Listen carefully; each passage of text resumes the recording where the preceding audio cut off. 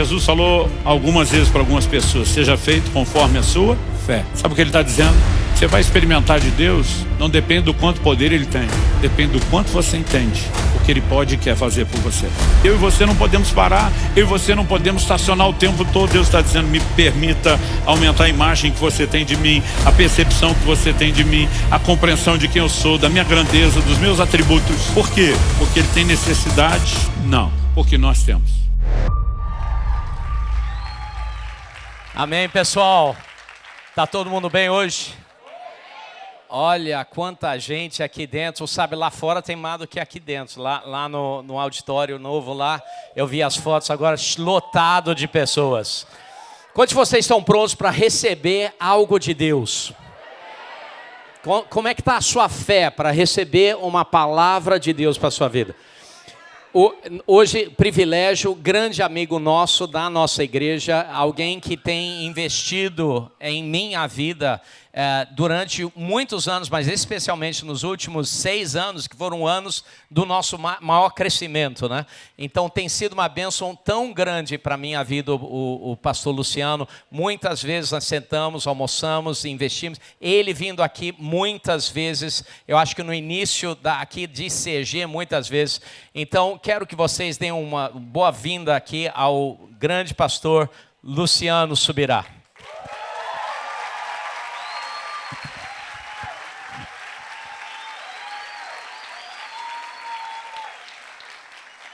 Aleluia, glória a Deus. Muito boa noite a todos, a paz de Cristo. Alegria estar com vocês, uma alegria poder servi-los na mesa do Senhor, do pão sagrado da palavra.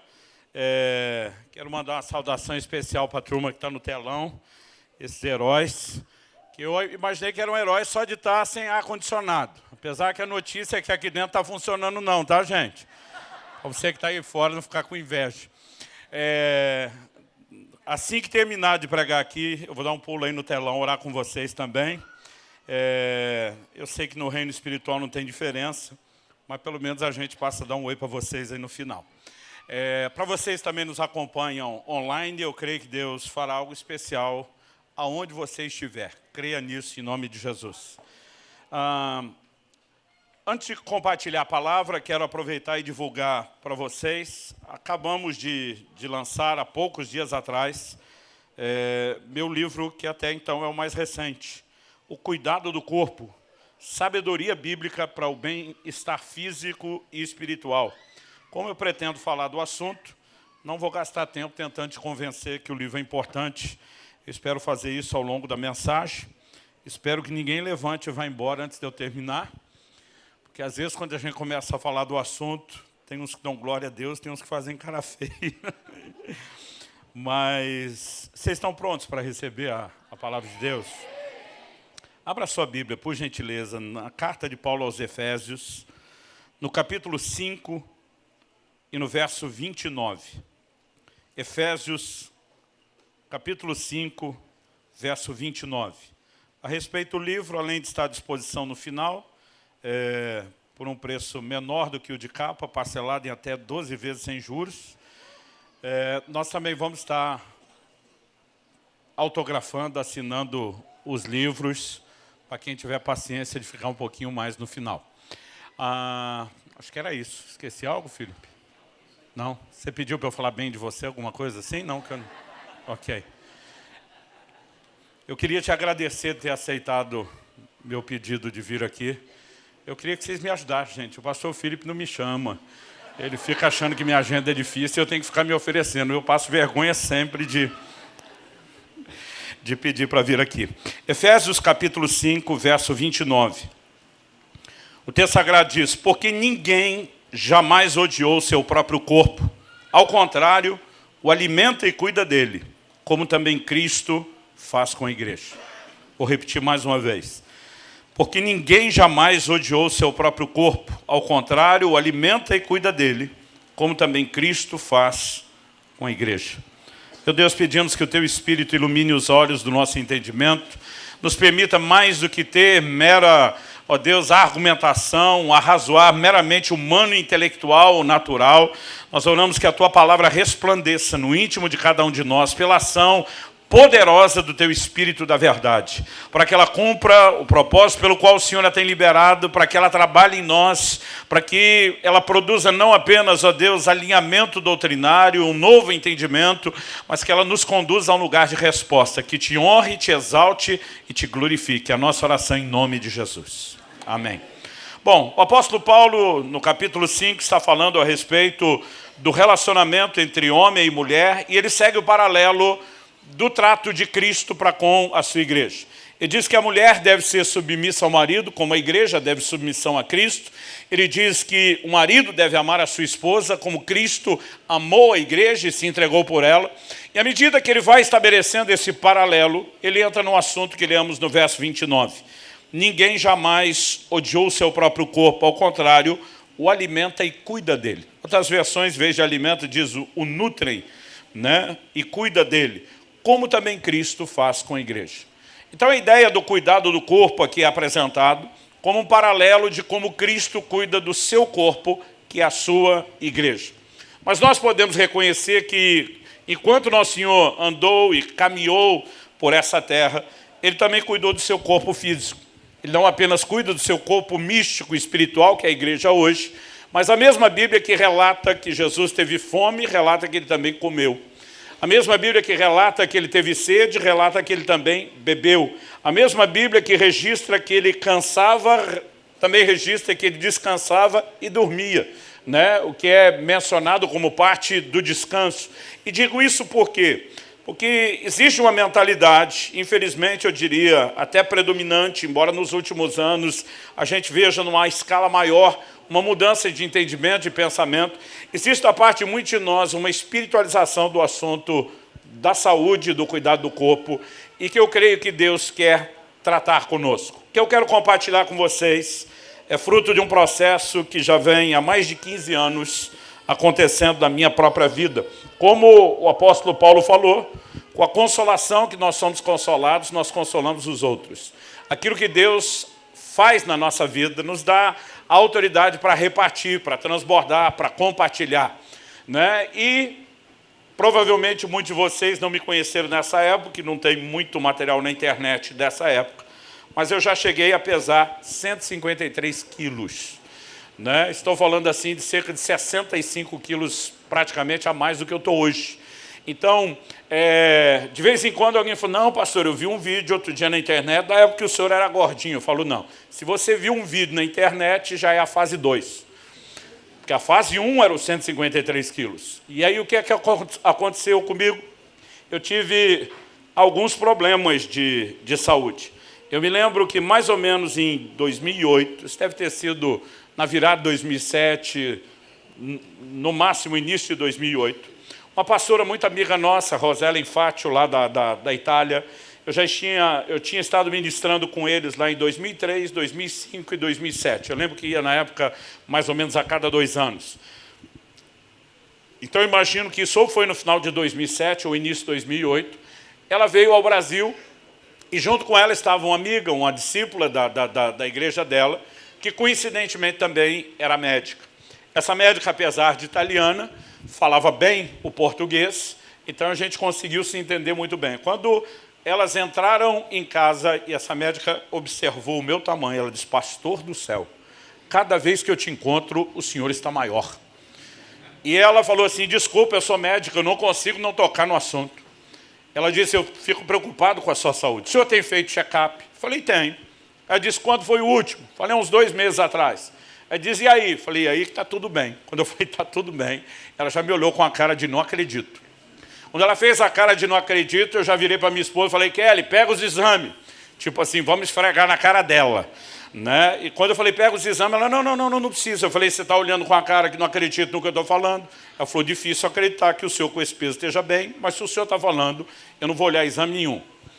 Ela disse, mas ainda assim ela deu uma cutucada. Colesterol, triglicérides, pressão, açúcar no sangue. Né? E ela foi perguntando, eu fui dando os resultados dos exames, e ela me perguntou assim, quem foi que fez, que conduziu esse check-up? Foi um cardiologista? Eu falei, foi. Ela falou, o que ele falou? Eu falei, olha, ele não estava muito feliz, não. Eu lembro dele jogando o envelope com os exames na mesa, aquele envelope rodando pela mesa, batendo no meu peito. E ele diz assim, digamos que o senhor tem mais sorte do que juízo. Eu, nessa época, estava no que eu chamo da fase da espiritualização de tudo, exagerada. Eu penso comigo, some de Deus. Tipo assim, com quem que o senhor acha que está lidando? Né? Mas quando eu mencionei que ele falou isso, essa médica lá da Itália olhou para mim e falou, olha, desculpa, eu vou discordar do seu médico. Ela falou, o senhor não está tendo sorte, o senhor só está ganhando tempo. E ela disse, tem algo que eu aprendi, é bom que o senhor descubra logo. Ela falou, o corpo é que nem cartão de crédito. Primeiro você usa, depois vem a fatura. A fatura sempre vai chegar depois. Ela falou, e o senhor está gastando é muito. E daqui a pouco a sua fatura, a sua conta vai chegar e vai chegar alta. Quando ela falou isso, eu dentro de mim está amarrado em nome de Jesus. Todo bom crente, acredito que tem que espiritualizar tudo. Mas a verdade é que 1 ano depois dessa conversa, minha pressão disparou, eu tive que começar a controlar com medicamento. 1 ano depois do problema da pressão, estourou a diabetes e o açúcar estava também muito alto. Eu, assustado com aquilo, lembrando da história do cartão de crédito, que a fatura chegou, pensei, preciso melhorar as coisas. Então, no susto, eu comecei a perder peso. E eu fui baixando em um período de menos de 1 ano. Durante aquele ano, mas um período inferior a 1 ano, eu fui baixando, eu creio que eu perdi uns 27 quilos. Eu lembro até hoje, quando chegou em 126, dos 153 para 126, a diabetes normalizou, o açúcar estabilizou, a pressão também estabilizou, e eu malandramente parei de emagrecer. Nunca mais subi daquele peso, mas também fiquei alguns anos sem descer, estacionado naquele peso. Eu teria um outro momento, onde Deus iria me levar para a fase 3, mas eu vou falar disso depois. Aos poucos, eu comecei a perceber, né, que muitos de nós sofremos do que eu quero classificar aqui de uma espiritualização exagerada. Nós espiritualizamos coisas que não deveríamos espiritualizar.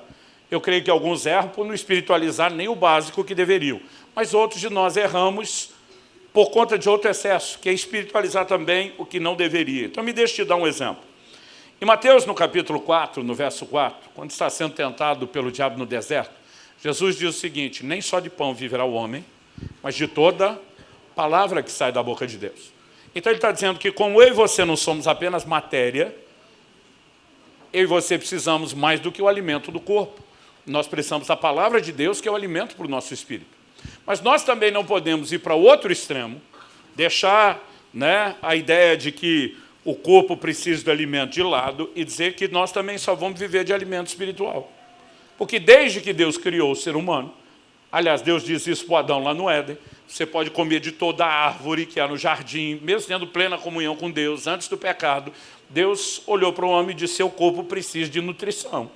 Então você não pode negar o alimento espiritual para um ser que não é só matéria, e você não pode espiritualizar tudo para um ser que também continua sendo matéria.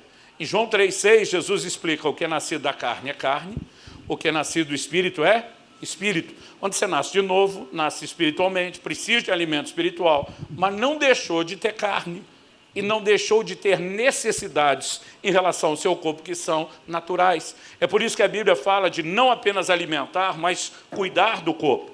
Em Mateus, no capítulo 4, no verso 7, na mesma ocasião em que Satanás está tentando Jesus, ele diz o seguinte, pula do pináculo do templo. E aí ele cita um texto bíblico, Salmo 91, porque está escrito, aos seus anjos dará ordem a teu respeito para que te guardem, né? De maneira que você não tropece com o teu pé em pedra. Satanás estava citando Bíblia, mas Jesus responde, também está escrito. E aí nosso Senhor vai descarregar a Bíblia também para cima do diabo. E Jesus diz o quê? Também está escrito, não tentarás ao Senhor teu Deus. Ele não está dizendo que não há promessa de proteção na Bíblia. Mas Jesus está dizendo que promessas de proteção não dão direito a mim e a você de simplesmente brincar com aquilo que é nossa responsabilidade. Ela não nos dá o direito de sermos desprecavidos. Em Deuteronômio 22:8, Deus diz, quando você construir uma casa e ela tiver um terraço, você vai fazer um parapeito. E Deus diz, para que ninguém caia de lá, porque senão a culpa do sangue vai ser sua. O Deus que na Escritura promete que nos guarda e protege, também nos manda tomar medidas de segurança e proteção. Ele diz, se você não fizer a sua parte, eu vou requerer o sangue de você. Você é o responsável, você é culpado. Então, a mesma Bíblia que diz lá no Salmo 127, se o Senhor não guardar a cidade, em vão vigia a sentinela, ela não está dizendo que porque Deus guarda a cidade não precisa de sentinela. E muitas vezes a gente não sabe combinar. Tem gente que só quer botar confiança na sentinela e não confia em Deus. Tem gente que espiritualiza, às vezes demais, e não faz o mínimo que deveria. E muitas vezes eu percebo o desafio que nós temos, principalmente quando vamos falar da área de saúde. E principalmente se vamos tocar no assunto, né? Quando a gente está falando a um público que crê no mover de Deus, que crê no sobrenatural. Porque muitas vezes nós espiritualizamos o que não precisa. Em 1 Timóteo, no capítulo 5, no verso 23, Paulo diz o seguinte ao seu discípulo: não beba água somente, beba também um pouco de vinho, por causa do seu estômago e das suas frequentes enfermidades. Ninguém vai duvidar o ministério de cura que Paulo tinha, ninguém vai questionar ou colocar em xeque se o sobrenatural estava com ele ou não, mas ele não mandou Timóteo nem orar por aquela enfermidade no estômago. Alguns estudiosos acreditam que a água não era de boa qualidade na região, que ele está mencionando a inclusão de um pouco de vinho como efeito terapêutico, mas independente da gente reconhecer que a água era ou não problemática, que só lendo o texto não dá para ter certeza, ele está mencionando enfermidades que precisavam de terapia natural. E ele está dizendo que você pode resolver algumas questões naturalmente, não precisa espiritualizar tudo. E muitas vezes, porque a gente acaba não prestando atenção em algumas dessas coisas, nós podemos migrar para alguns assuntos que eu diria acabam se tornando desnecessariamente problemáticos na minha e na sua vida. Em Atos, no capítulo 27, no verso 21, quando Paulo está naquele navio que acaba depois naufragando, vai parar na ilha de Malta, eu brinco que ele levanta para fazer o papel da mulher no casamento. Qual é? A maioria dos casados aqui, dos maridos, sabe. Se a mulher dá um conselho e você não ouve, é uma grande probabilidade dessa história terminar como? Com ela dizendo, eu falei, eu te disse. Né? E eu brinco que Paulo levanta para fazer o papel da esposa. Ele diz o seguinte: senhores, na verdade era preciso terem me atendido e não partir de Creta para evitar esse dano e perda. Antes da viagem, Paulo disse, senhores, vejo que a viagem vai ser danosa, né? Trabalhosa, com dano não só para o navio, para a carga, risco para as nossas vidas. Mas a Bíblia diz que o centurião responsável dava mais ouvidos ao que o piloto e ao dono do navio diziam do que a Paulo. E agora, quando a coisa está na iminência de realmente complicar, Paulo diz, vocês tinham que ter me ouvido. Para quê? Para evitar esse dano e perda. E eu quero destacar, evitar esse dano e perda. Porque muitos de nós não prestamos atenção, escolhas erradas fazemos. E quando as consequências vêm, a gente ainda quer espiritualizar e dizer, Deus tinha um plano, Deus tinha um propósito. E deixe-me dizer algo, depois de mais de 30 anos de pastorado, eu posso te garantir que a maioria dos danos e perdas que os crentes estão vivendo poderiam e deveriam ter sido evitados. E muitas vezes não estão sendo por falta de sabedoria da nossa parte, por falta de dar atenção ao que Deus, de alguma forma, seja usando pessoas ou por meio da sua palavra, está tentando falar ao meu e ao seu coração. Quando eu era ainda recém-casado, então isso deve fazer em torno dos 27 anos, porque eu já estou há mais de 28 casado, eu lembro que foi quando o Kelly e eu fomos fazer a primeira mudança. Normalmente, naquela época, era assim, 1 ano de contrato de aluguel, a gente mudava. Né? Eu lembro que primeiro nós fomos morar num apartamento, depois a gente diria, que vontade de ter uma casa e um quintal e um cachorro. Depois a gente dizia, que saudade do apartamento. Depois a gente dizia, que saudade do quintal. Eu lembro que início de casamento você muda bastante, você não está muito preocupado com estabilidade, como depois com o tempo vai ficar. E eu lembro que numa dessas mudanças eu peguei uma caixa, e a caixa era muito pesada. Mas eu não calculei que ela estava muito além das minhas forças. Então, na hora de pegar, eu só percebi que era pesada, eu tive todo o cuidado de flexionar bem as pernas, ter a postura correta com as costas. E quando eu fui carregar aquela caixa, que era aquela caixa das cerâmicas, né? Não sei como que vocês chamam aqui, mas o prato, a louça, aqueles presentes bons que você ganhou, que você fica esperando no casamento, um dia especial, você não usa toda hora. Então, a gente, com 1 ano de casado, tinha muito daquelas coisas que não tinha nem usado ainda, mas era o xodó da Kelly, minha esposa. E quando eu peguei aquilo e comecei a carregar e dei os primeiros passos, eu vi que eu não suportava o peso. Mas a essa altura não adianta jogar no chão, porque se eu quebrasse a louça, só Deus sabe o que poderia acontecer.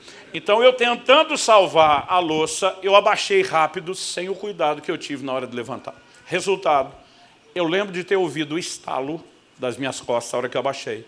E eu já não conseguia mais levantar. 2 hérnias de disco seríssimas.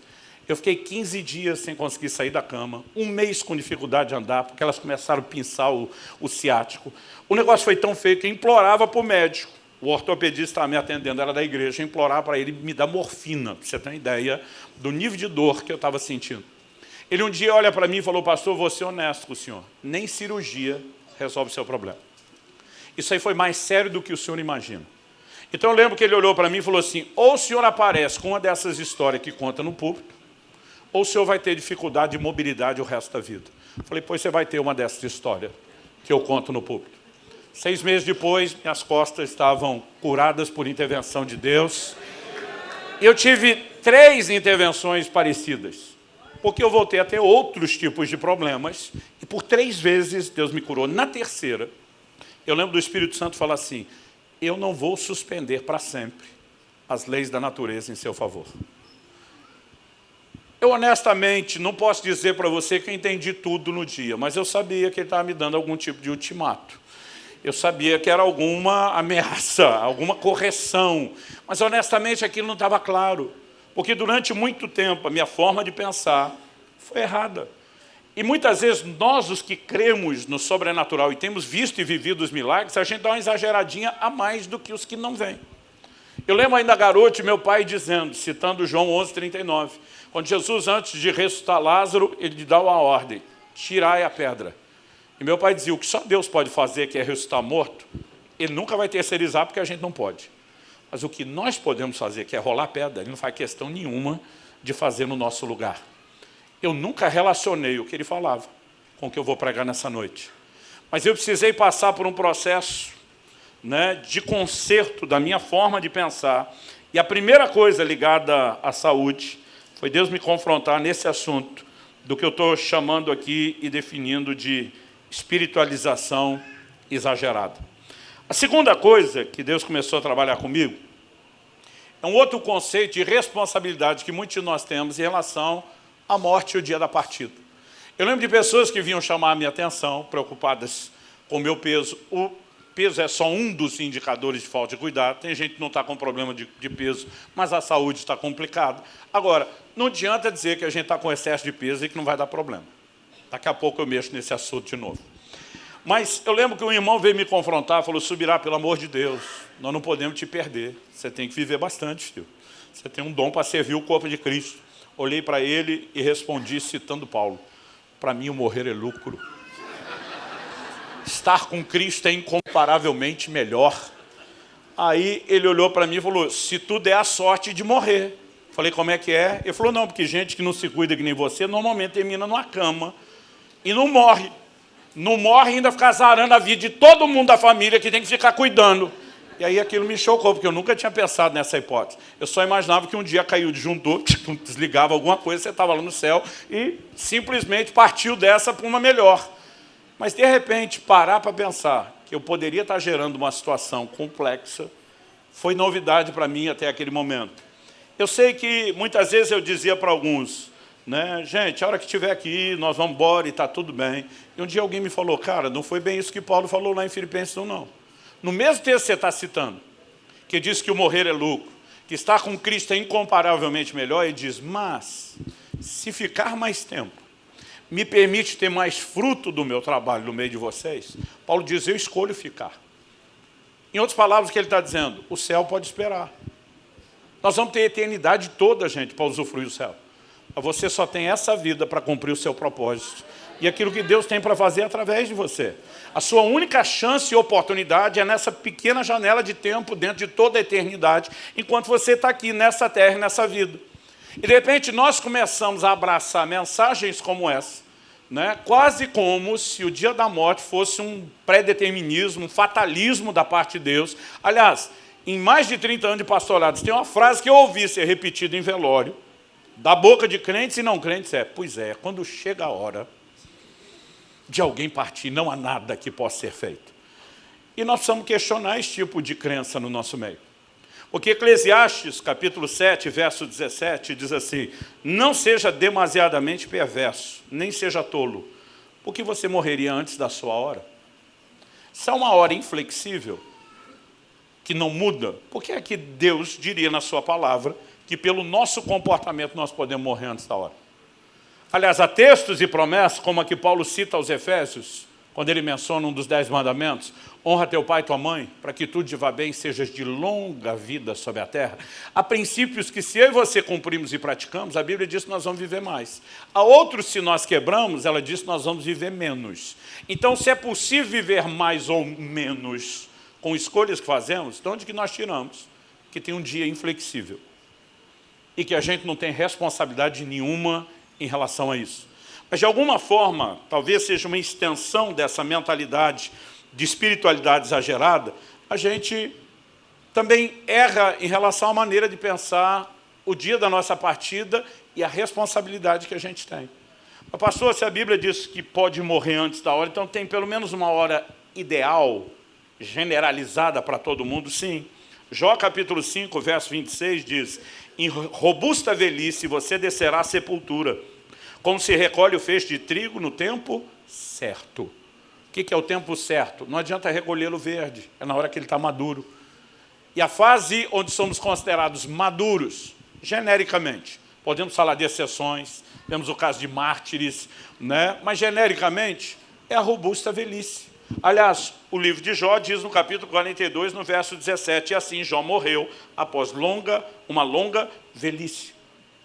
Em 2013, quando eu estava assim na iminência de passar da fase 2 para a fase 3, eu lembro de um pastor que veio me confrontar e ele me perguntou: você conhece, já ouviu falar de um evangelista escocês chamado Robert Murray McCheyne? Eu falei: já ouvi falar. Ele falou: você conhece a frase mais célebre dele? Eu falei: olha, conheço várias, citei algumas nos meus livros, não sei dizer se alguma delas é a mais célebre. E quando eu falei isso, ele falou: se você não sabe, você não conhece. Porque a frase célebre dele é a que ele disse no Lei de Morte. Ele disse para mim, detalhe, ele morreu com 29 anos de idade. O homem que chacoalhou a Escócia, um dos maiores avivalistas que a Escócia já teve, no Lei de Morte, aos 29 anos, diz, abre parênteses: Deus me deu um cavalo e uma mensagem. Eu matei o cavalo, já não posso levar a mensagem. Basicamente, esse homem estava dizendo: se eu tivesse cuidado da minha saúde, eu teria condições de cumprir o propósito. Mas porque eu não cuidei da saúde e matei o cavalo, eu não tenho condições de levar a mensagem. A pergunta a ser feita é: será que eu e você entendemos a responsabilidade que temos de dizer o céu pode esperar? Nós vamos ter a eternidade toda para usufruir, gente. Mas nós só temos uma chance de cumprir o plano e o propósito de Deus para a nossa vida, é aqui e agora. E muitas vezes a forma e a maneira como nós lidamos com isso acaba sendo ou se mostrando equivocada. Em 1 Coríntios, no capítulo 6, o apóstolo Paulo vai abordar o assunto do corpo. Primeiro ele está falando a respeito, né, lá no verso 13, de que Deus fez o estômago para os alimentos para o estômago. É o que nós podemos chamar de uma criação casada, uma coisa foi feita para outra. Mas ele diz: mas Deus destruirá tanto um como o outro. Mas no verso 14 ele diz, no final do 13, porém o corpo não é para a imoralidade, mas para o Senhor, e o Senhor para o corpo. No 14 ele diz: Deus ressuscitou o Senhor, e também nos ressuscitará pelo seu poder. Quando a Bíblia fala do corpo, não fala apenas do aqui e agora. Eu sei que a Bíblia diz: tu és pó e ao pó de voltar, e a Bíblia fala que essa carne vai se decompor, mas a mesma Bíblia que fala disso promete que esse corpo será ressuscitado e ele viverá por toda a eternidade, desfrutando da plenitude de redenção que, no final das contas, nos aguarda em Cristo Jesus. E a Bíblia nos chama a ter uma maneira de olhar para o corpo que foca esse propósito. E diz: o estômago foi feito para receber e digerir os alimentos foram feitos para ser digeridos no estômago. Ele diz: o corpo foi feito para o Senhor. Ele não está dizendo que Deus existe para o corpo, mas ele está dizendo que no nosso relacionamento com o Senhor, Deus irá preencher o corpo, que é o templo do Espírito. É com esse raciocínio que, a partir do verso 15, ele começa a questionar o comportamento de moralidade de muitos cristãos. E isso era algo que estava se repetindo na igreja de Corinto. Verso 15, vocês não sabem que o corpo de cada um de vocês é membro de Cristo? Será que eu tomaria os membros de Cristo e os faria membros de uma prostituta? De modo nenhum. Ou não sabem que o homem que se une à prostituta forma um só corpo com ela? Porque, como se diz, os dois se tornarão uma só carne. Mas aquele que se une ao Senhor é um só espírito com ele. Então, no 18, Paulo diz, fujam da imoralidade sexual. Qualquer outro pecado que uma pessoa cometer é fora do corpo. Mas aquele que pratica imoralidade sexual peca contra o próprio corpo. Agora vem a pergunta, 19. Será que vocês não sabem que o corpo de vocês é santuário do Espírito Santo que está em vocês? E que vocês receberam de Deus? E que vocês não pertencem a vocês mesmos? Outra tradução diz, vocês não são de vocês mesmos. Por que não somos nós mesmos? Verso 20. Porque vocês foram comprados por preço. Agora, pois, glorifiquem a Deus no corpo de vocês. Como que se glorifica a Deus com o corpo? Não é apenas a dança na hora do louvor e adoração. A Bíblia está falando de um culto de santidade. Quando eu tenho entendimento de que o corpo não é meu, é propriedade de Deus, porque redenção é um ato de compra, Deus o comprou. E eu entendo que é mordomia, é eu ser responsável por cuidar de algo que não é meu, mas é de Deus.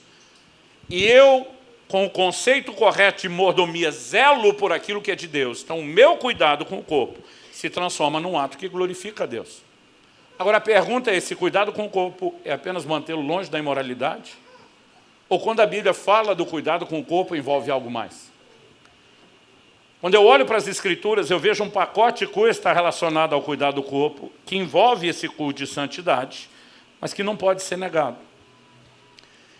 E eu gostaria de compartilhar 4 áreas aqui, que Deus me corrigiu muito nos últimos 15 anos. A primeira delas, ponto de partida, foi a área da alimentação. Muitas vezes nós não paramos para pensar o como esse assunto ligado à comida, à alimentação, se mescla com o mundo espiritual. Mas vamos pensar um pouquinho. Onde foi que o homem primeiro caiu e sucumbiu? Qual foi a primeira tentação que originou a queda lá no Éden?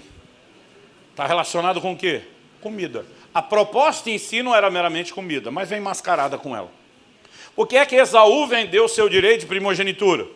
Por causa de um prato de comida. Números 11, por que é que o povo tem saudade do Egito e quer voltar para o lugar da escravidão? Deus tirou. Por causa da comida. Onde que Jesus, primeiramente, foi tentado no deserto por Satanás? Transforma essas pedras em pães. No entanto, o último Adão, diferente do primeiro, não sucumbiu. Mas você vê a tentativa de Satanás começando exatamente por ali. Paulo diz em Filipenses 3, está escrevendo para os crentes, de pessoas cujo Deus é o ventre. Ele está falando de um ídolo, de um falso Deus na nossa vida, e relaciona isso com a nossa inclinação ao tempo todo querer encher a barriga. Então, nós não podemos simplesmente olhar para isso e dizer, é um assunto que não é delicado. Obviamente é. Nós não podemos dizer que a comida em si seja errada, mas que a forma de lidar com ela, ela é delicada. Eclesiastes, capítulo 10, verso 17, diz assim, feliz é você, ó terra, cujo rei é filho de nobres, e cujos príncipes se sentam à mesa a seu tempo, para refazer as forças e não para se embriagar. Basicamente, quando a gente olha lá no Éden, Deus não criou o alimento apenas visando a nutrição. Ele poderia ter feito isso sem nos dar um paladar, que tem uma capacidade incrível. Ele poderia ter feito isso criando um único fruto que tivesse todos os nutrientes que o corpo precisa.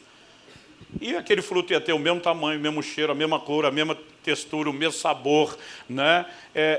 Mas não, Deus caprichou.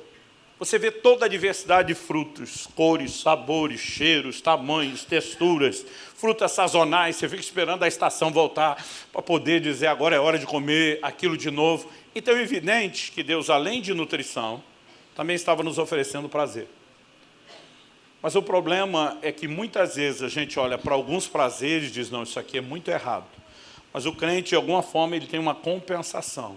E tem outros que ele fala, isso aqui não tem nada de errado. Eu lembro de um médico que um dia falou para minha mãe, falou, olha, vocês crentes não fumam, não bebem, mas come que é um negócio. Ele falou, parece que tudo que vocês veem de errado nas outras coisas, vocês não vêem nada de errado na comida e não existe limites. Então, qual é o ponto? Quando a Bíblia está dizendo, feliz é você, ó terra, cujo rei é filho de nobres e cujos príncipes se sentam à mesa para refazer as forças, e não apenas para se banquetear, significa que nem toda refeição é banquete. A gente não pode tratar toda a refeição como se fosse banquete. De vez em quando os banquetes são importantes. E talvez você possa escolher um momento do dia que você diz, esse eu bato com mais intensidade. Mas, de alguma forma, a gente não pode olhar para toda oportunidade dizendo que toda hora é tempo de festa. E sabe, quando Jesus envia seus discípulos, ele diz, comei de tudo o que puser diante de vós. Durante muito tempo eu acreditei que ele tinha dito para comer tudo, filho.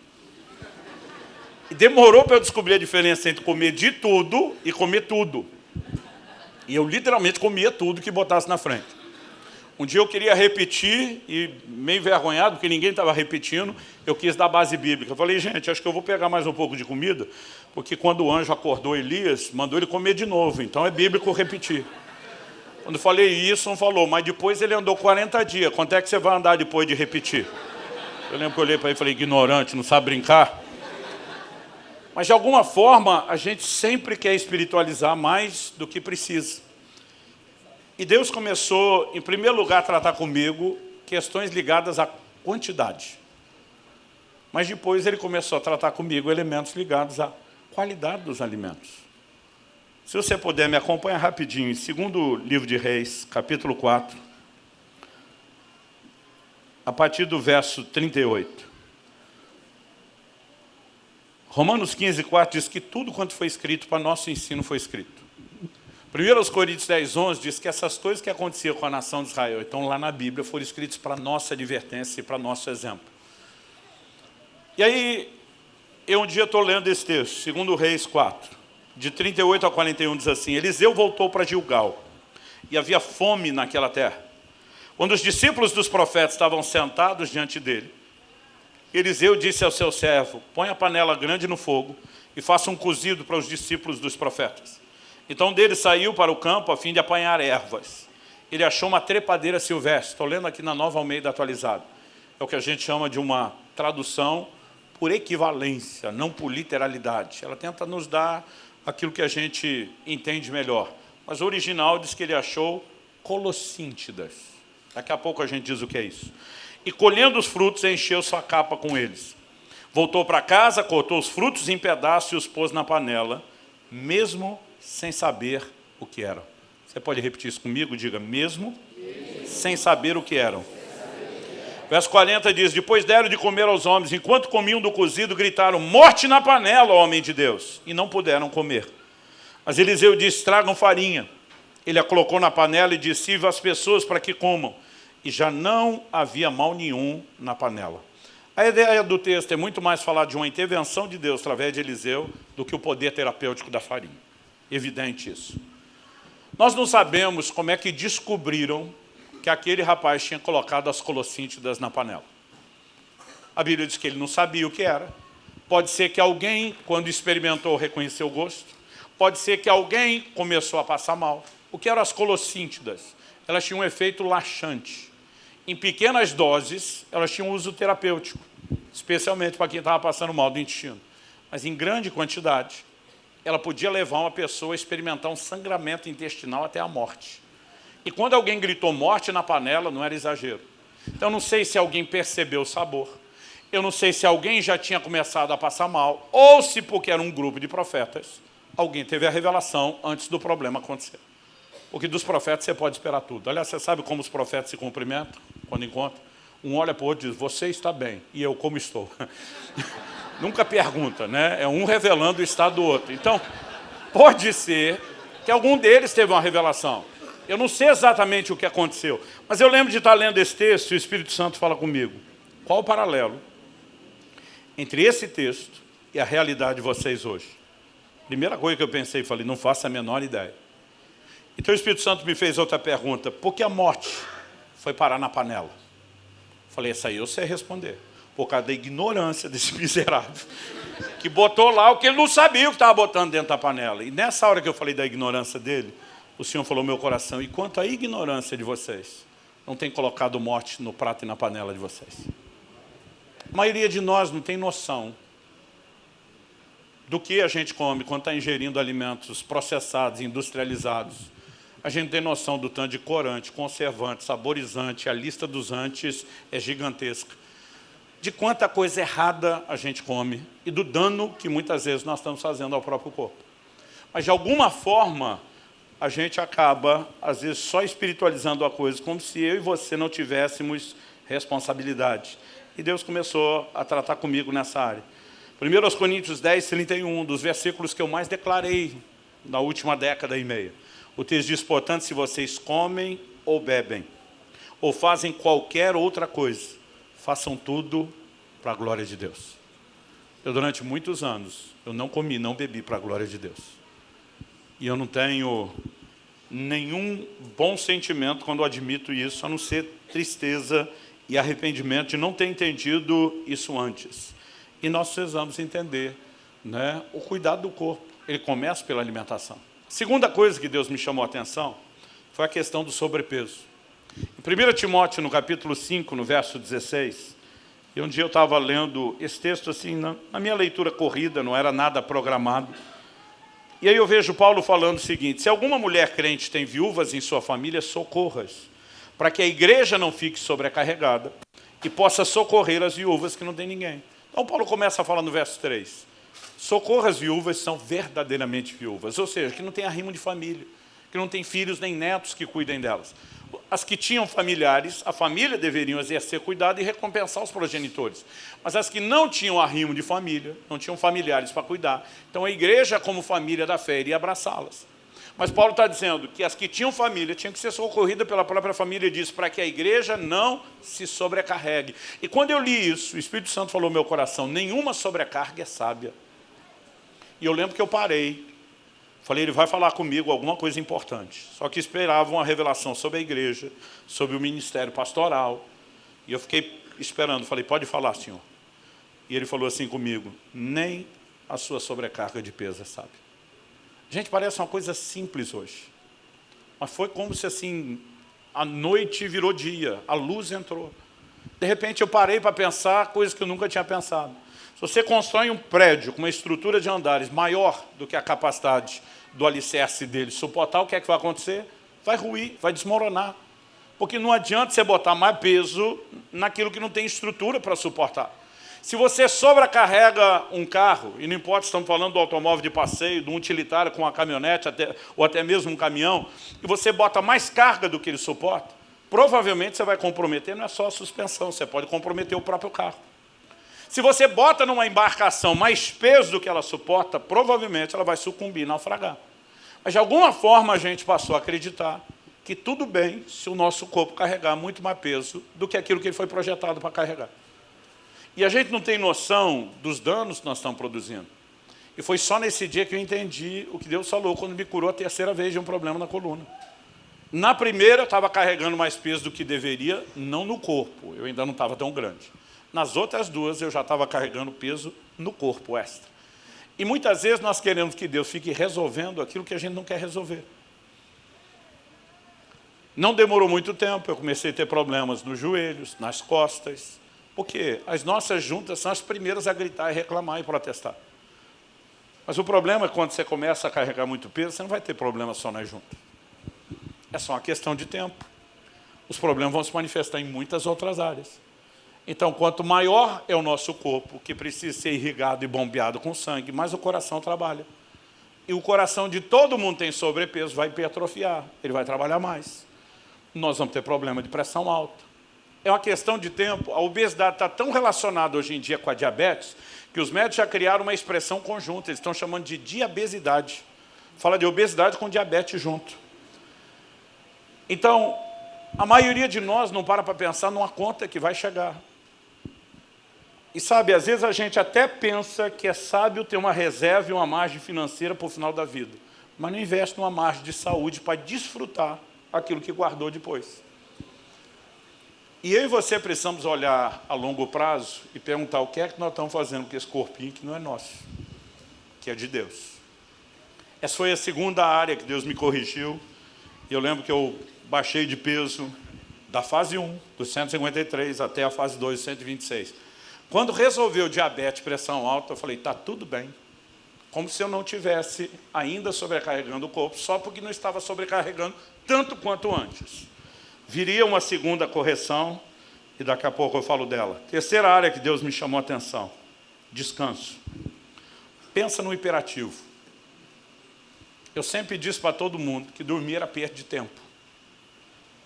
Eu lembro que minha esposa ficava chocada de me ouvir falar isso, mas eu dizia para ela, se tivesse um comprimido que eu pudesse tomar, E com ele não ter a necessidade de dormir, eu tomava. Um dia o médico falou para mim, o comprimido já existe, graças a Deus que o senhor não tomou conhecimento dele.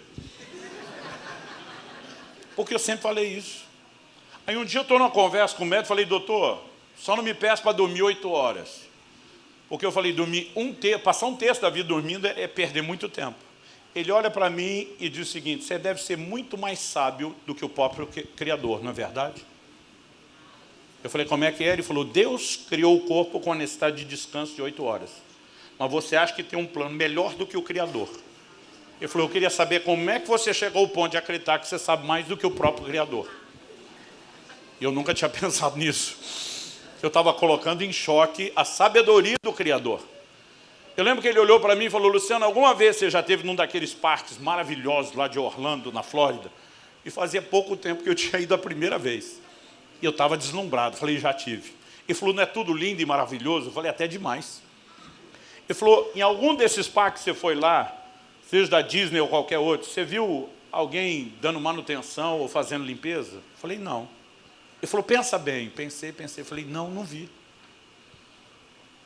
Aí ele falou, o parque não precisa de limpeza e manutenção? Eu falei, precisa, mas agora que você falou, eu nunca vi. Ele falou, você nunca viu porque eles limpam de noite, quando fecha.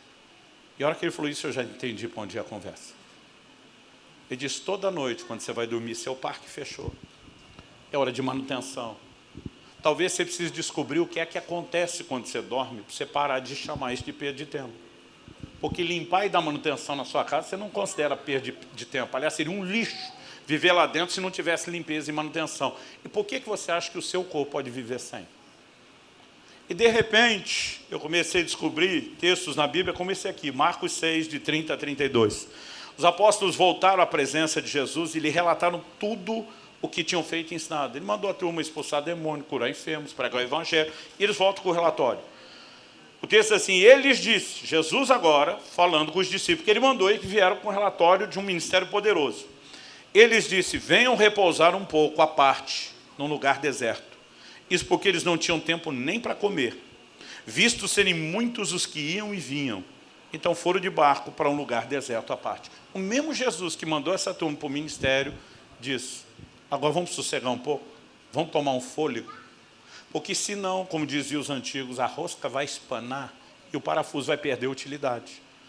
Então o mesmo Jesus que deu o trabalho, está dizendo para eles, vamos segurar a onda um pouquinho e descansar. Por quê? Eu e você precisamos descobrir, enquanto temos tempo, que o nosso corpo tem limites.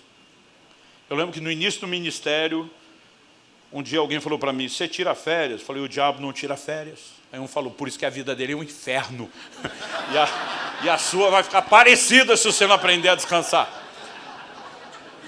Mas eu ficava pensando, esse povo não tem amor no coração pelo perdido, pelo necessitado, né? Porque era uma fase que a conta do cartão de crédito, a fatura não tinha chegado. Quando a fatura começa a chegar, as coisas mudam. A última coisa que Deus teve que corrigir fortemente na minha vida.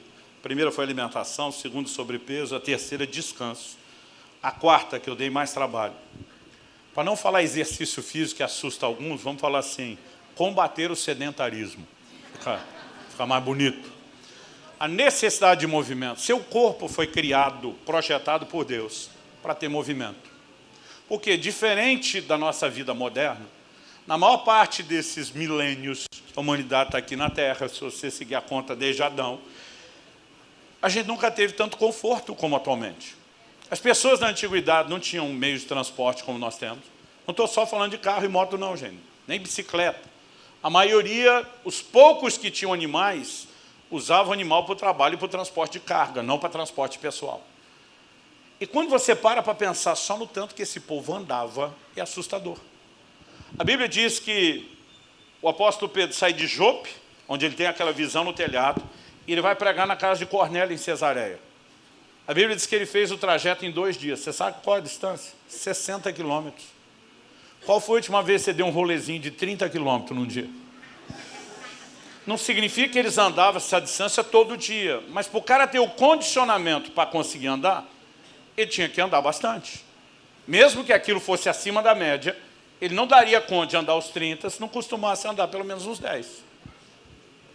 Ou seja, se você pensar só no tanto que andavam, o movimento, ele já tinha uma vida muito diferente da nossa. Como eu disse, nosso corpo não foi feito para estar sem movimento. Quando era adolescente, eu caí de bicicleta, trinquei a rótula do joelho esquerdo. Tive que botar um gesso na perna durante um mês. Eu lembro quando tirei, pré-adolescente, eu devia ter uns 11, 12 anos de idade. Eu fiquei desesperado na frente do ortopedista, eu chorava na frente dele, eu dizia, o senhor fez alguma coisa errada. Ele dizia, por quê? E eu dizia para ele, porque eu não consigo dobrar minha perna. Um mês ela parada, atrofiou. Ele falou, mocinho, deixa eu te explicar, você vai precisar de fisioterapia. Ele falou, se você observar uma perna está mais fina que a outra, e estava. Ele falou, isso é falta de movimento. O corpo não foi feito para ficar parado. E muitas vezes a gente não para pensar a diferença do estilo de vida. A modernidade trouxe muito conforto, mas tem sua conta. Então as pessoas todas tiravam sustento da terra. Você acha que a vida tinha abundância de comida que tem hoje? Supermercado, tudo pronto, fácil, acessível, não era assim. Todo mundo tinha que plantar e colher, tinha que ter a sua galinha, a sua cabra, né? A maior parte das comidas eram produzidas ali com trabalho manual. Não existia essa indústria e o comércio da construção civil de hoje em dia. Todo mundo tinha que construir sua própria casa, junta pedra, madeira, né? Fazia os seus próprios móveis, ou seja, em quase tudo, todo mundo tinha trabalho manual. Não existia um tipo de trabalho, como muitos de nós temos hoje, passar o dia inteiro numa cadeira na frente de um computador. Então, isso significa o quê? Que não existia sedentarismo. Agora, a partir do momento que você entende isso, hoje a gente fala de fazer exercício para suprir aquilo que a gente deixou de fazer no dia a dia. Então, quando se fala, não importa se a pessoa vai para a academia, se vai andar, se vai pegar uma bicicleta, quando se fala de fazer exercício, nós estamos tentando suprir aquilo que foi perdido. Agora, imagina que esse povo da época de Jesus não tinha o nosso problema. E ainda assim, olha o que Paulo escreve, 1 Timóteo, capítulo 4, versos 7 e 8.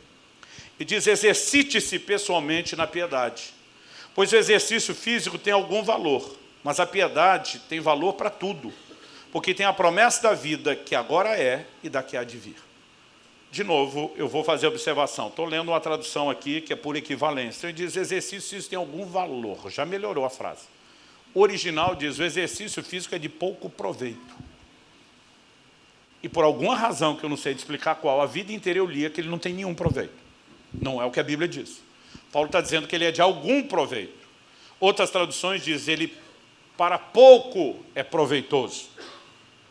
Mas por que ele está dizendo que o exercício físico tem pouco proveito? Porque ele está comparando com a piedade.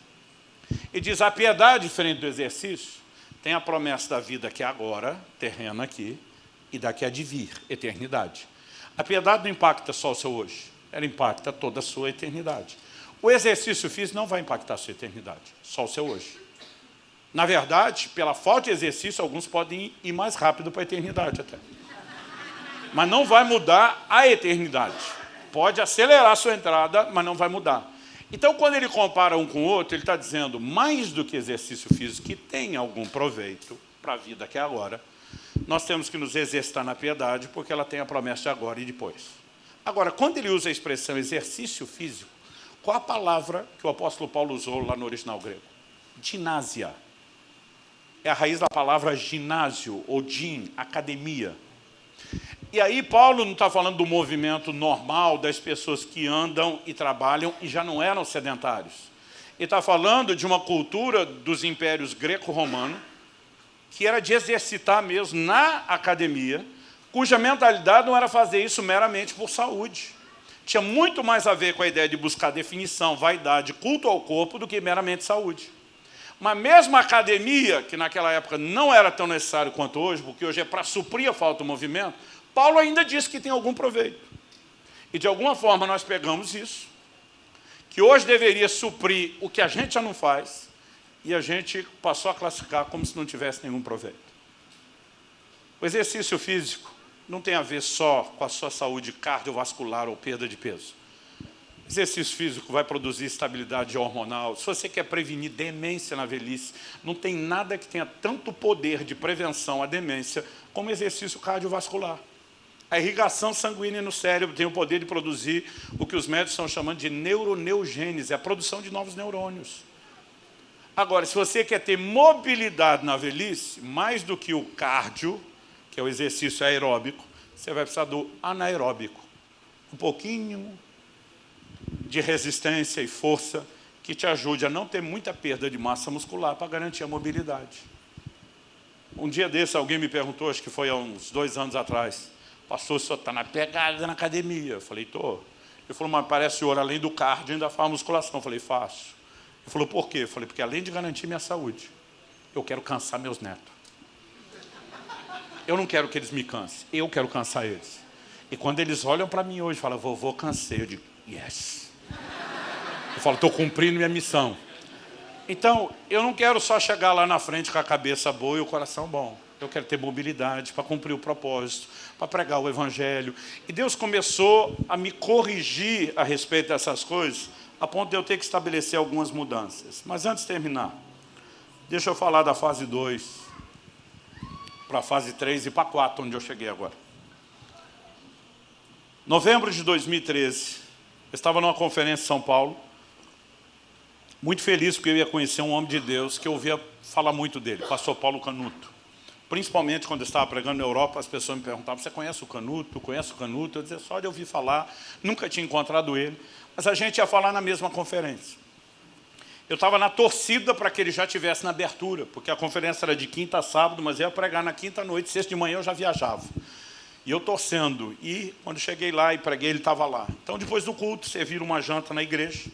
Hoje eu evito jantar, mas na época eu era um bom fã da janta. Mas esse dia, o pessoal da igreja, já com a mentalidade diferente, fez a janta um pouquinho mais saudável, mais health do que o normal. Mas apesar da comida já ser bem mais saudável, ele foi o que fez o menor pratinho. Quando eu vi o prato dele, só por quebra-gelo, para entrar na conversa, eu falei, está se cuidando, hein? Mas lógico que eu não queria conversar daquilo. Aquilo era só a ponte para a abordagem. E quando eu olhei e falei, está se cuidando, ele olha para mim de volta e pergunta, quantos anos você tem? Quando alguém com mais de 60 anos te perguntar a idade, ele vai te dar um sermão. Pode ter certeza disso. Quando ele perguntou quantos anos você tem, eu já pensei, deu ruim. Começamos errado esse negócio. E hoje eu estou com 51. Então, estamos falando do final de 2013, eu estava com 41 para 42. E eu falei para ele, 41. Quando eu falei 41, e eu estava esperando o sermão, ele falou assim, não, estou perguntando sua idade. Porque ele falou, quando eu tinha 44 anos de idade, ele falou, eu achei que você estava em torno dos 40 já. Ele falou, quando eu tinha 44 anos de idade, eu morri. Eu falei, você o quê? Ele falou, eu morri. Eu falei, como assim morreu? Ele falou, eu morri. Eu tenho o laudo médico da minha morte. Ele aponta para Eva, a esposa dele estava do lado, e falou, ela é minha testemunha. Foi ela que me levou para o hospital, ela que me socorreu, meu corpo entrou em falência, e não é todo dia que você conversa com alguém que morreu. E eu fiquei curioso. Eu queria fazer um monte de perguntas e eu disparei fazer. Né? E ele falou, olha, os médicos me reanimaram 5 vezes. Nas primeiras 4 eu voltei. Na 5ª eu não voltei. Eu falei para ele, como é que o senhor sabe que não voltou? Ele falou, porque eu me vi saindo do corpo. E tudo que acontece a partir desse momento, ele falou, eu estou em pé, do lado de fora do corpo. Ele falou, eu vi que hora zero no relógio da sala, quando o médico assinou o laudo da minha morte, exatamente o horário que eu vi, é o que está no relatório. Ele falou, eu vi o que é que o médico falou quando tirou a minha aliança e entregou para minha esposa. Ele falou, e minha versão bate nos mínimos detalhes com a da minha esposa e do meu médico. Eu falei, e aí? Ele falou, e aí que Jesus apareceu atrás de mim. Ele disse que quando ele apareceu, não precisava de anúncio, aquela presença é algo que qualquer um reconhece. Ele diz, mas quando eu percebi ele atrás de mim, eu sentia que eu não tinha permissão para encará-lo, embora eu já soubesse que era ele antes dele falar comigo. E o Paulo continua e diz que Jesus chegou bem perto do ouvido dele e sussurrou assim, você é um suicida. Quando eu vi aquela frase, eu já sabia para onde ia aquela conversa. Jesus falou para ele assim, eu tinha um plano extraordinário para a sua vida, mas você abortou isso porque nunca cuidou do seu corpo. Quando ele falou isso, eu falei, para, você era gordo, vamos dar real aqui comigo, sem pisar nos ovos, vamos direto no assunto. Ele falou, não, meu problema não era sobrepeso nem comer muito. Ele falou, na verdade, meu problema era comer pouco. Eu jejuava sem nenhuma sabedoria para entrar e sair o tempo todo. Ele falou, toda noite para mim era uma vigília. Eu tinha experiências extraordinárias com Deus. Ele falou, eu dormia 2, 3 horas por noite, porque eu queria virar toda noite orando e buscando a Deus. Eu viajava para pregar o Evangelho sem me dar descanso. Ele falou, aos 44 anos, meu corpo entra em colapso. E não suportou a falta de cuidado. Quando ele fala isso, eu peguei emprestado, as pessoas estão chamando isso de apropriação cultural. Tomei emprestado a frase dos carioca. Eu larguei na frente dele como se fosse um de vocês. Caraca! E estilo aquele agudinho da Baixada, né? Caraca, maluco! Faltou largar o maluco. Quando eu larguei o caraca, ele olha para mim e fala assim, calma que fica pior. Ele falou, Jesus me deu uma visão do que teria sido o meu velório o dia seguinte. O velório que nunca aconteceu, eu assisti. Ele falou. Eu falei, como é que é? Ele falou, eu me vi arrumado no caixão. As coroas de flores, familiares, amigos, todo mundo chorando. Ele falou, pior coisa que você vê é o seu velório. Ele falou, eu vi o meu. O velório que não aconteceu, eu assisti. E diz, enquanto eu estou vendo aquela cena, eu arrumando o caixão, as pessoas chorando, e disse que alguém chegava e apontava a mão assim na direção dele. Dizia, mas o Paulo era uma benção. Por que será que Deus recolheu ele tão novo? E quando a pessoa falava isso na visão, Jesus falava atrás dele, além de abortar o meu plano para a sua vida, você faz com que eu seja julgado. Jesus disse, eu não te recolhi coisa nenhuma, foi você que se matou. Mas agora as pessoas me julgam por causa da sua negligência. E quando eu vi aquilo, o chão sumiu debaixo do meu pé. Estou falando de mais de 10 anos atrás. Eu levantei daquela mesa e eu falei para Deus, nunca mais o Senhor vai chamar minha atenção nessa área de novo. Falei, essa é a última vez que o Senhor me corrige. Porque eu decido, a partir de agora, mudar. Eu falei para Deus, eu não consigo mudar amanhã. Minha cabeça vai ter que mudar, meus valores vão ter que mudar. Eu falei, eu preciso de um ano. Um ano para mudar minha cabeça primeiro. Para que eu consiga mudar meu comportamento depois. Eu falei, eu estou te pedindo a partir de agora um ano. Eu falei, eu vou ler a Bíblia de uma forma diferente. Eu vou estudar o que eu nunca estudei nessa área de saúde. E foi aí que o processo de mudança realmente começou a acontecer. Eu saí daqueles 126 quilos, fui lá para os 2 dígitos. E durante a maior parte dos últimos anos, meu peso ficava em torno de 98, 99. A gente brincava com os amigos que até 99,9, 2 dígitos, você está magro. Quando dá 100,0, a gente brinca, agora já está gordo, já subiu os 3 dígitos. Que é o caso de nós, os homens, pelo menos, é um peso comum. Mas Deus começou a mexer comigo de tal forma, que no último ano, eu estava falando hoje para o Felipe, eu sinto que cada vez que o tempo passa, eu entendo melhor. Eu comecei a descobrir uma outra Bíblia que eu nunca enxerguei, que a maior parte desses assuntos estavam lá o tempo todo. E eu comecei a ler muito material da medicina. Porque um dia, alguns meses depois, eu estava na frente do médico que mais me ajudou nesse processo na última década. E a gente estava conversando, eu fiz um exame com ele, falei, e aí, doutor? Ele falou, melhor do que eu esperava. Para quem não se cuida.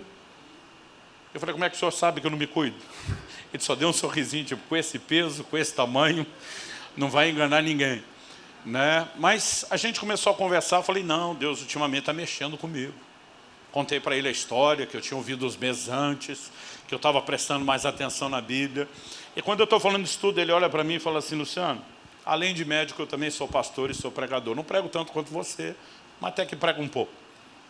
Ele falou, para mim, como pregador, uma das coisas mais frustrantes é ver uma pessoa vir na hora do apelo, chorar.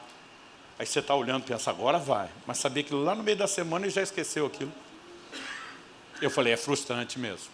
Ele falou, você também sente isso? Eu falei, sinto. Ele falou, pois é isso que eu estou sentindo com você na minha frente agora, dizendo, vai mudar. Ele me pegou de jeito. Porque ele me fez sentir o que ele estava sentindo. Ele falou, é assim que eu me sinto. Certeza que a hora que você sair daqui, você já vai esquecer essa emoção toda. Aí ele olha para mim e fala, mas você concorda que se esse crente que vem no apelo, lesse a Bíblia todo dia, entendesse as verdades espirituais, seria mais fácil a gente levá-lo através dessa mudança de consciência a uma mudança de conduta? Eu falei, com certeza. Ele olhou para mim e falou assim, leia a minha Bíblia. Ele botou entre aspas o minha. Eu falei, o que o senhor quer dizer com minha Bíblia? Ele falou, Luciano, entenda um pouquinho mais sobre saúde. Você é um cara curioso. Vai xeretar o assunto. Porque talvez se você entender como as coisas funcionam, isso vai te ajudar a ter um comportamento diferente. Eu já saí daquele dia da consulta com a relação bibliográfica. De materiais que ele está dizendo, leia sobre isso, leia sobre aquilo. Me lembro até hoje, o primeiro livro que ele me mandou comprar. Caro. Eu pensava, não é que nem livro de crente. É uns livros técnicos mais caros que o senhor me deu. Ele falou, pois é. Mas eu comecei a passar por um processo que foi abrindo minha mente, não só entendendo a palavra, mas entendendo princípios. E no ano passado, o Espírito Santo começou a falar comigo e dizer, chegou a hora de você abrir sua vida, contar sua história. Chegou a hora de você transbordar sua correção, sua mudança de vida e ajudar muita gente que está negligenciando o cuidado com o corpo. Eu não vim aqui te apontar o dedo, não vim jogar pedra em você. Eu só vim dizer para você o seguinte, eu nasci e cresci num lar cristão. Muitos de vocês não tiveram o privilégio que eu tive. Meu primeiro presente foi uma Bíblia. Antes de eu nascer, ela já estava separada, dedicada. Fui consagrado a Deus antes de nascer. Tive um encontro com Cristo ainda criança. Fui batizado nas águas criança. Cheio do Espírito Santo na adolescência. Pude andar naquilo que me foi ensinado. E a vida inteira eu dizia o seguinte, eu não tenho arrependimentos. Enquanto muita gente diz, queria ter conhecido Deus antes, queria isso, aquilo. Eu falo, gente, eu vivi uma vida sem arrependimentos. Porque eu tive o privilégio de fazer escolhas certas desde o início. Nos últimos anos eu mudei essa frase. Eu digo que hoje eu tenho um grande arrependimento. Eu queria ter entendido o cuidado do corpo antes. Eu queria ter sido menos negligente. Graças a Deus eu pude entender isso cedo, antes de ter problemas sérios, antes da fatura do cartão de crédito ficar muito alta. Mas sabe, eu gostaria de ter entendido isso antes. E eu quero fazer um apelo principalmente aos que têm de 35 anos para menos. Até os 35, alguns perto do 40, a gente diz que a gente está na idade da imortalidade. Você não acha que vai envelhecer, você não acha que vai ter problema, você não acha que precisa se cuidar. Aí a turma fala, tem que dormir, você diz, eu não dormi, está tudo bem agora, criatura. Daqui a pouco a história muda. E a gente deveria se cuidar um pouquinho mais. Isso não tem absolutamente nada a ver na perspectiva bíblica com vaidade. Tem a ver com glorificar a Deus, que é o dono do corpo. Tem a ver com não ser irresponsáveis. E muitos de nós estamos comprometendo o que poderíamos fazer para Deus ao longo dos anos em que deveríamos estar crescendo e amadurecendo. Mas depois chega um momento que a gente não tem vigor, não tem disposição, não tem saúde física. Alguns de nós vamos terminar sem saúde mental e emocional, porque simplesmente não estamos cuidando do que deveria cuidar. E o pior ainda é muita gente jogando a conta em Deus. O Senhor recolheu, o Senhor permitiu, o Senhor tem um propósito. E tem coisas que eu imagino o próprio Deus, a semelhança de Paulo, dizendo, esse dano e perda poderiam ter sido evitados. Então, eu vou insistir nisso. Não vim te apontar o dedo. Não vim jogar pedra em você. Espero que de alguma forma você possa ouvir o que não é só instrução bíblica. Eu creio que é uma palavra profética de Deus para o nosso tempo. De que a gente se prepare de todas as formas e maneiras para dar o melhor de nós para Deus até o fim. Eu lembro de uma conversa inesquecível que tive com Reinhard Bonk, um dos maiores evangelistas da história. Eu falei para ele, bom, que você já transicionou o ministério, alguém assumiu o seu lugar da liderança, mas você não desistiu de fazer as cruzadas. Você entende que a estrutura e a instituição precisa dessa transição que você fez, mas você mesmo não parece que está preocupado em parar de trabalhar. Ele olhou para mim e falou assim, eu quero ser que nem esses Boeing 787, que no final da pista de decolagem está na maior velocidade. E diz, eu quero até meu último suspiro ter força e disposição de trabalhar para Deus. Eu nunca tinha visto alguém falar isso com tanta paixão. Ou como a gente diz para os nossos líderes, com sangue nos olhos, faca no dente. Naquela disposição de dizer, eu quero servir a Deus até o fim, eu quero dar o melhor de mim. E nós temos responsabilidade em relação à forma como vamos construir o nosso futuro. Se teremos ou não saúde e disposição para fazer mais para Deus. Então eu peço assim, de coração, que você dê atenção a isso. Se você já passou os 35, os 40, talvez você já está numa receptividade maior para me ouvir. Se você ainda não chegou lá, só pense o seguinte, é impossível que tanta gente que já fez o seu trajeto e hoje se arrepende, esteja errado, e você que ainda não percorreu, saiba tudo e esteja certo. Então seria melhor e mais sábio dar atenção não apenas ao que pessoas dizem, mas aquilo que Deus na sua palavra diz. Para que a gente não espere uma conta chegar muito alta, para depois dizer, Agora está tarde demais. Você recebe essa palavra? Em nome de Jesus. Eu gostaria que nós orássemos. Feche seus olhos por um instante.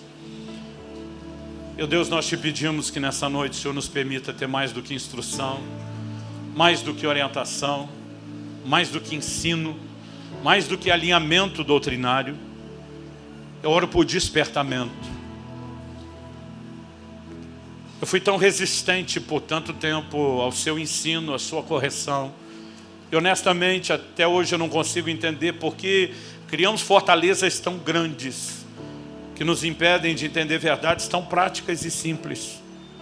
Mas eu oro a Deus que essa seja uma noite de despertamento. Eu oro que essa seja uma noite onde o Senhor ilumine os olhos do coração dos meus irmãos e irmãs. Eu oro que essa seja uma noite não só de instrução, mas de despertamento profético. E ainda que estejamos aplicando, ó Deus, de uma forma generalizada a Tua palavra, sabemos que o Senhor, e só o Senhor pode, fazer aquela aplicação personalizada, tratando com cada um de nós na sua área de necessidade e naquilo que te devemos uma resposta. E nós clamamos por isso. Nós clamamos pelo Teu toque, nós clamamos pelo Teu sopro.